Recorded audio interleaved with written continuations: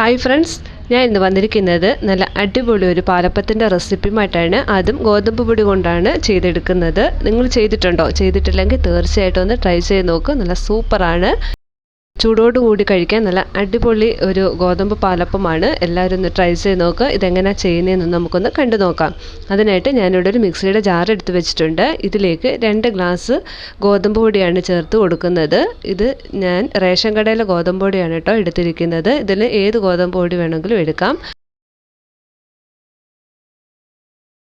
അത് കഴിഞ്ഞിട്ട് സെയിം ഗ്ലാസ്സിൽ തന്നെ 1 ഗ്ലാസ് ചോറും 3/4 ഗ്ലാസ് തേങ്ങയാണ് എടുത്തിരിക്കുന്നത്. ഇനി ഇതിലേക്ക് 2 സ്പൂണ് പഞ്ചസാര ചേർത്ത് കൊടുത്തിട്ടുണ്ട്.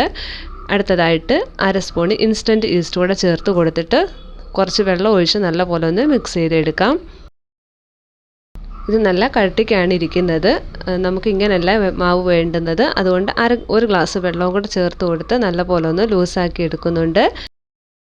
ലൂസാക്കിയതിന് ശേഷം നല്ല പോലെ ഒന്ന് അരച്ചെടുക്കാം. തേങ്ങയും ചോറും നല്ല പോലെ അരഞ്ഞ് കിട്ടണം. ഞാനിതിവിടെ അരച്ചെടുത്തിട്ടുണ്ട്. അരച്ച് മറ്റൊരു പാത്രത്തിലേക്കൊന്ന് മാറ്റി കൊടുക്കാം.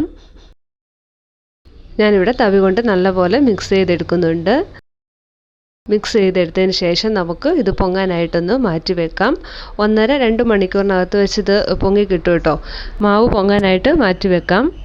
ഇവിടെ 2 മണിക്കൂർ കഴിഞ്ഞതിന് ശേഷമാണ് എടുത്തിരിക്കുന്നത്. മാവ് നല്ല പോലെ പൊങ്ങി വന്നിട്ടുണ്ട്. നല്ല രീതിയിൽ നമുക്ക് കിട്ടിയിട്ടുണ്ട് കേട്ടോ. ഇതിലേക്ക് ആവശ്യത്തിനുള്ള ഉപ്പ് ചേർത്ത് കൊടുക്കാം. ഉപ്പ് കൂടെ ചേർത്ത് കൊടുത്ത് നല്ലപോലെ മിക്സ് ചെയ്തതിന് ശേഷം നമുക്ക് പാലപ്പം ചുട്ടെടുക്കാം. അതിനായിട്ട് ഞാനിവിടെ ഒരു അപ്പച്ചട്ടി ചൂടാക്കി വെച്ചിട്ടുണ്ട്. അതിലേക്ക് 1.5 തവി മാവ് ഒഴിച്ച് കൊടുക്കുന്നുണ്ട്. ഒന്ന് ചുറ്റിച്ച് കൊടുക്കാം. ഇനി ഇതൊന്ന് അടച്ചു വെച്ചൊന്ന് വേവിച്ചെടുക്കാം. അങ്ങനെ നമ്മുടെ ഗോതമ്പ് പാലപ്പം റെഡി ആയിട്ടുണ്ട്. അരികൊക്കെ നല്ലപോലെ മൊരിഞ്ഞാണ് കേട്ടോ ഇരിക്കുന്നത്. ചൂടോടെ കഴിക്കാനാണ് ടേസ്റ്റ്.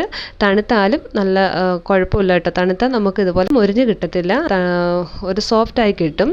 എങ്കിലും അത് കുഴപ്പമില്ല കേട്ടോ. കഴിക്കാൻ നല്ല ടേസ്റ്റാണ്. ഇനി ഇതുപോലെ ബാക്കി മാവും കൂടെ നമുക്ക് ചുട്ടെടുക്കാം. എന്നും അരിയും കൊണ്ടുള്ള പാലപ്പമല്ലേ നമ്മൾ ഉണ്ടാക്കിയെടുക്കാറ്.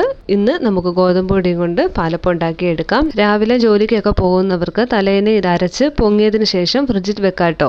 രാവിലെ എടുത്ത് തണുപ്പ് മാറാനായിട്ട് മാറ്റിയാൽ മതി. ഇവിടെ റെഡി ആയിട്ടുണ്ട്. അരികൊക്കെ നല്ല പോലെ കിട്ടും കേട്ടോ. എല്ലാവരും ഒന്ന് ട്രൈ ചെയ്ത് നോക്ക്.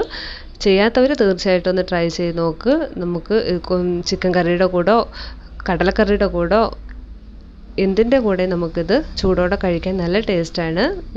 ഞാൻ നേരത്തെ പറഞ്ഞതുപോലെ തണുത്ത് കഴിഞ്ഞാൽ നല്ലപോലെ സോഫ്റ്റായി കിട്ടും.